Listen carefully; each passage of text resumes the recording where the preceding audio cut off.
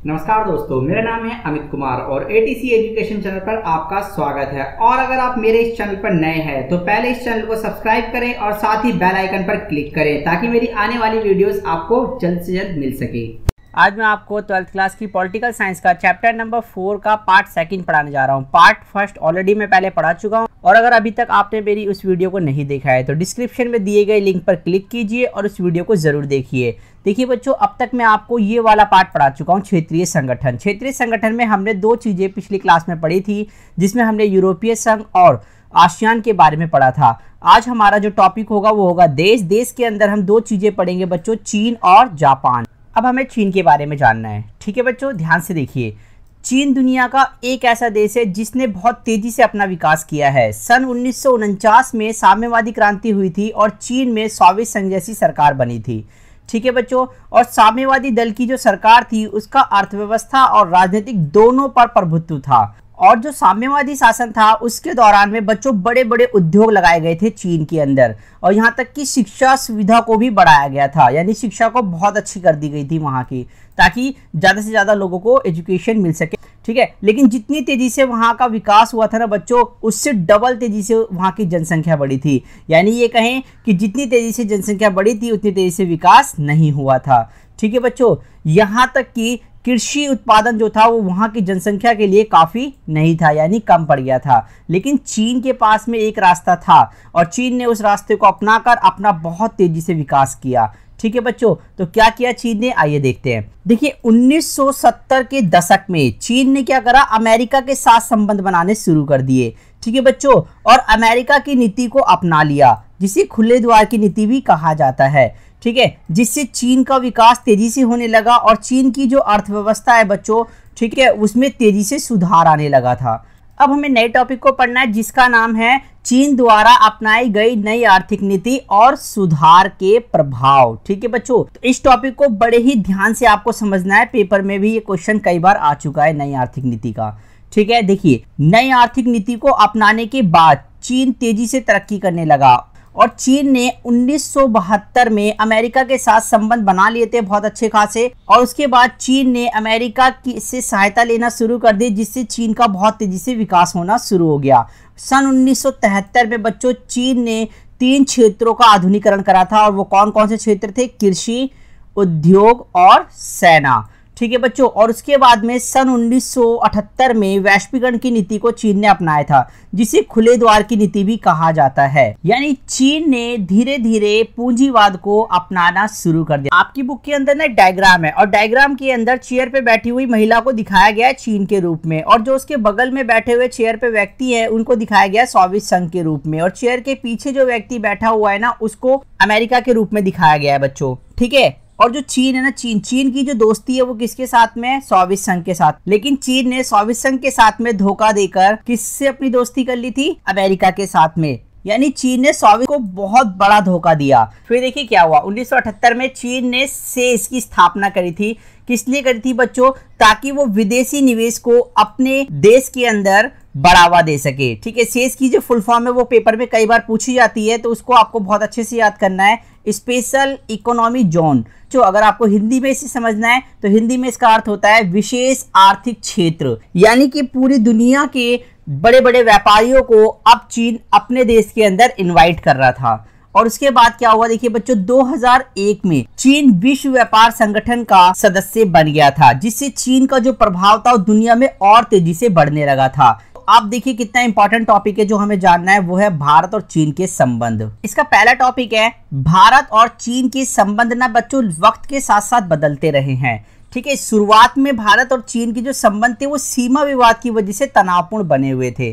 तनावपूर्ण संबंध का सबसे बड़ा कारण क्या था बच्चों, तिब्बत। और देखिए तिब्बत भारत और चीन का एक छोटा सा राज्य है। 1950 में चीन ने तिब्बत पर कब्जा कर लिया और भारत ने उसका विरोध किया, ठीक है बच्चों। 1959 में तिब्बत के जो लोग थे और जो दलाई लामा थे वो भारत आ गए और भारत ने उनको शरण दे दी, ठीक है। जिससे चीन और भारत के जो संबंध थे वो लगातार खराब होते गए। भारत ने चीन के दुश्मन दलाई लामा को अपने यहाँ पनाह दी, ठीक है। इससे भारत और चीन के बीच के संबंध बहुत ही ज्यादा तनावपूर्ण हो गए और इसी कारण से चिढ़कर ठीक है ना। चीन ने 1962 में बच्चों भारत पर हमला कर दिया और भारत के बहुत बड़े हिस्सों को कब्जा कर लिया।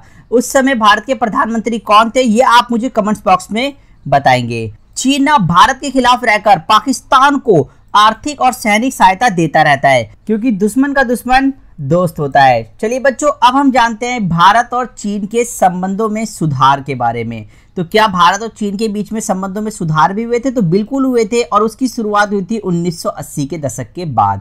ठीक है बच्चों, देखिए 1980 के दशक के बाद भारत और चीन के संबंध में बहुत तेजी से सुधार आए। भारत के प्रधानमंत्री राजीव गांधी ने 1988 में चीन की यात्रा की और बातचीत के माध्यम से दोनों के संबंधों में सुधार आया। ठीक है बच्चों, जब 1991 में भारत ने वैश्वीकरण को अपनाया तो भारत और चीन ने मिलकर अपना बहुत तेजी से विकास किया, जिससे दोनों देशों के बीच में 33 करोड़ 80 लाख डॉलर का व्यापार हुआ था बच्चों।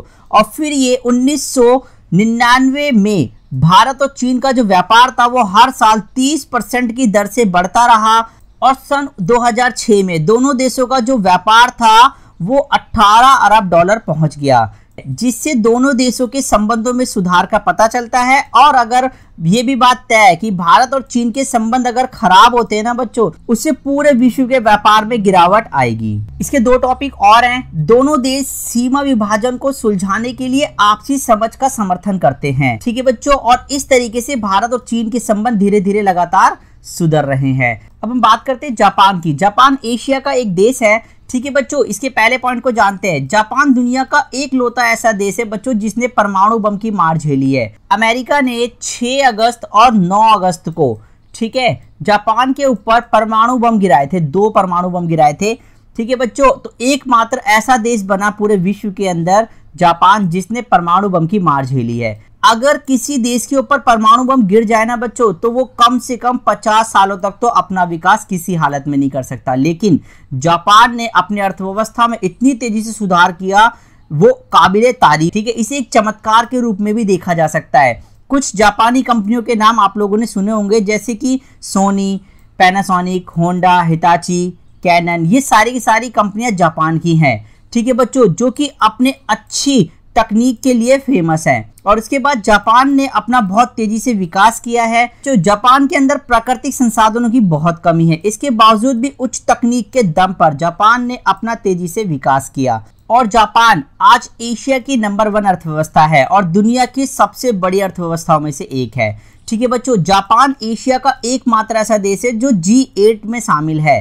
ठीक है, G8 में 8 देश शामिल है बच्चों, उसमें एक जापान भी है। और जापान यूएन के बजट में अमेरिका के बाद सबसे ज्यादा दान देता है, यानी 20% रकम जो यूएन को चलाने के लिए खर्च की जाती है वो जापान देता है। अब देखिए बच्चों, जापान अपनी सेना पर अपनी अर्थव्यवस्था का मात्र 1% पैसा खर्च करता है। ठीक है, अगर जापान अपनी रक्षा बजट को 10 से 20% बढ़ा दे तो जापान सेना में नंबर 1 हो जाएगा, यानी अमेरिका के बजट को भी पीछे छोड़ देगा। अब हमें जानना है भारत और चीन के बढ़ते प्रभाव को। ठीक है बच्चों, कि किस तरीके से भारत और चीन का प्रभाव लगातार दुनिया में बढ़ रहे हैं। भारत और चीन दुनिया में तेजी से तरक्की कर रहे हैं और दोनों देशों में अमेरिका को चुनौती देने की क्षमता है, क्योंकि भारत और चीन की जनसंख्या दुनिया में सबसे ज्यादा है और भविष्य में दोनों देश मिलकर अमेरिका को चुनौती दे सकते हैं। ठीक है बच्चों, देखिए जनसंख्या की अगर हम बात करें तो दोनों ही देशों में बहुत बड़ी जनसंख्या पाई जाती है और इसीलिए भारत और चीन को बहुत बड़े बाजार के रूप में देखती है दुनिया। और ये इसका आखिरी पॉइंट है बच्चों, अगर भारत और चीन अपने देश में विदेशी वस्तुओं को बिकने ना दें या बिकने से मना कर दे तो पूरी दुनिया की अर्थव्यवस्था तेजी से गिर जाएगी। ये चैप्टर आज हमारा समाप्त होता है। ये हमारा पार्ट 2 था। मेरे चैनल का नाम है एटीसी एजुकेशन और अभी तक अगर आपने मेरे चैनल को सब्सक्राइब नहीं किया है तो सबसे पहले सब्सक्राइब कर दीजिए और बेल आइकन पे क्लिक कर लीजिए ताकि मेरी आने वाली वीडियोस आप तक पहुंच सके। इस वीडियो को लाइक कीजिए, शेयर कीजिए। जय हिंद, जय भारत।